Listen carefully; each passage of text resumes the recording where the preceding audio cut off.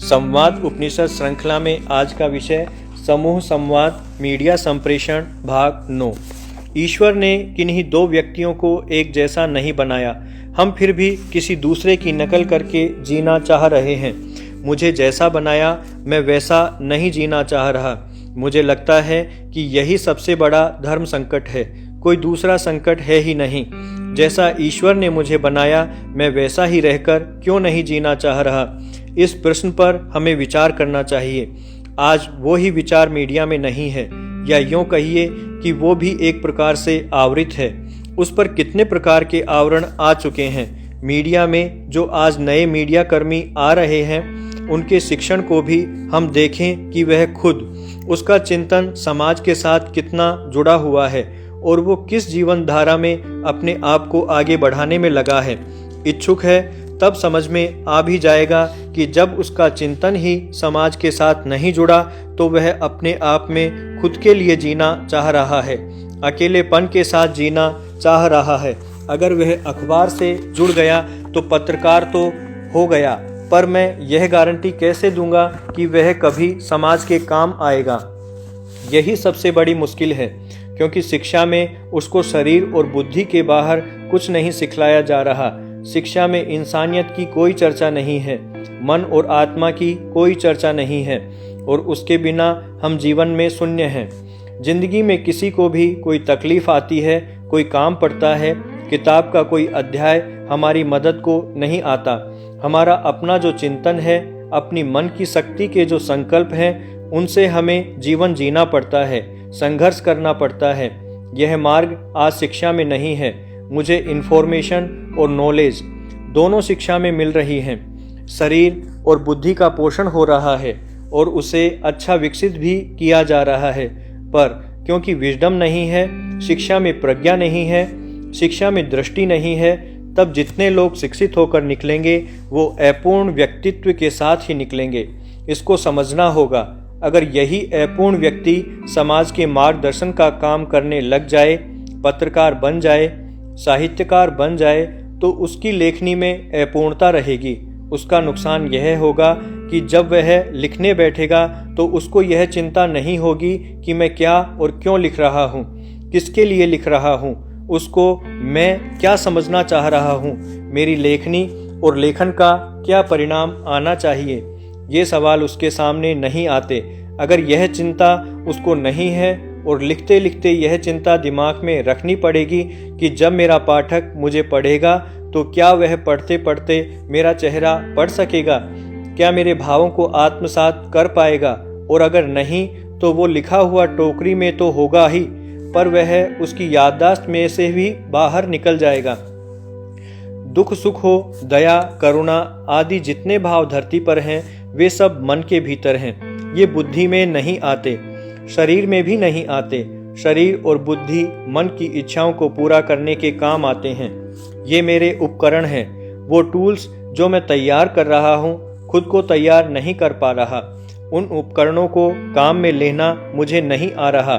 यह जिम्मेदारी न तो घर में माँ बाप और न ही स्कूल में टीचर्स उठा पा रहे हैं। वो अपना विषय पढ़ाकर चले जाते हैं, तो मैं अब बच्चे को पूर्णता कैसे दूं? पूरे समाज का सवाल तो यह है कि अगर इसका व्यक्तित्व पूर्ण नहीं हुआ तो समाज को लाभ नहीं, नुकसान ही होगा। कोई भी अपूर्ण हो, वह अपूर्णता कहीं भी सुख का काम नहीं कर पाती है। समाज का रूपांतरण नहीं हो रहा। इसके दो कारण हैं। वो चाहे साहित्यकार हो, पत्रकार हो, जिन्हें इन्हें पढ़कर रखना ही पड़ेगा, नहीं तो वह कभी भी सफल नहीं हो पाएंगे। काम तो दोनों का एक ही है। साहित्यकार भी संप्रेषण कर रहा है, दोनों के बीच ज्ञान का प्रसार कर रहा है। पत्रकार भी यही काम कर रहा है।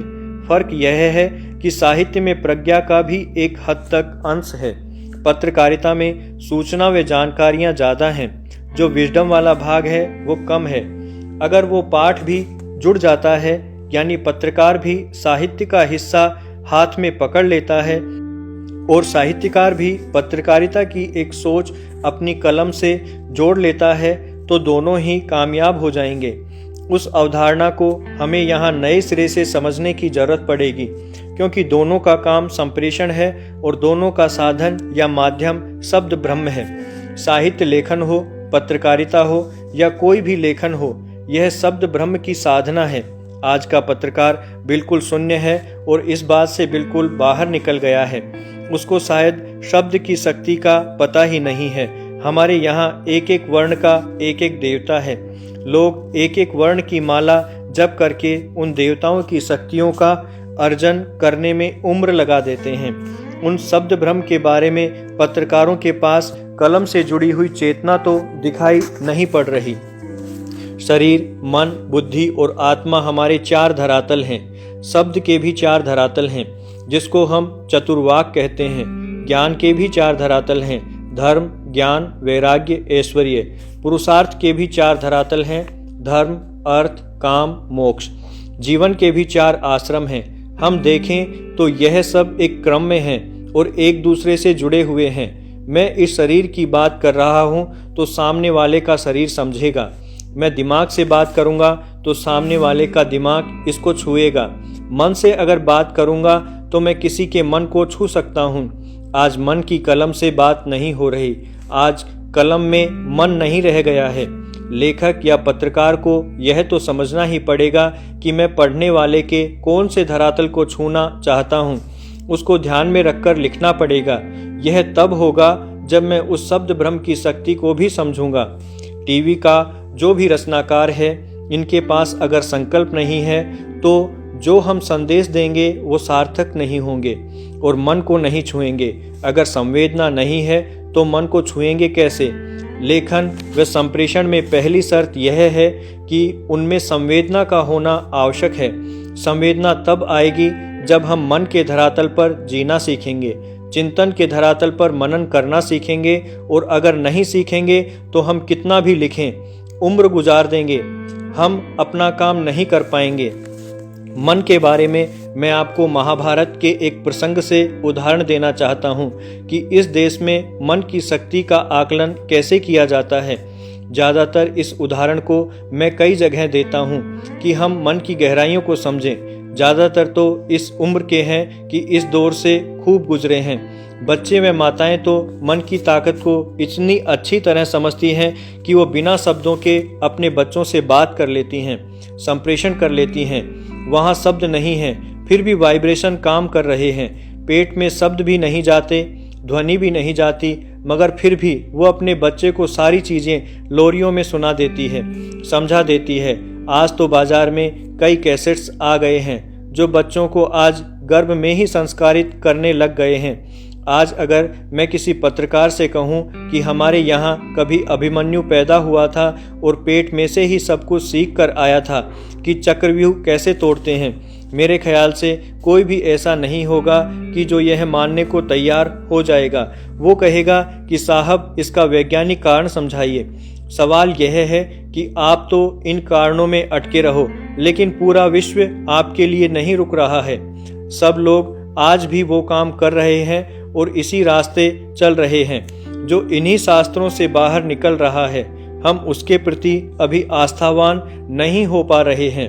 हम इस दौर में जिस कैरियर की तलाश के रास्ते पर चल पड़े हैं, वहाँ उस रास्ते में यह स्टेशन ही नहीं आते। मन की अवधारणा को दया, करुणा, वात्सल्य, प्रेम, दुख, सुख यह स्टेशन ही नहीं आते। तब मेरी जिंदगी में सुख कहाँ से आने वाला है और मैं सामाजिक स्वरूप में कैसे अपनी भागीदारी निभा सकता हूँ? दोनों ही संभव नहीं है। संप्रेषण क्या है?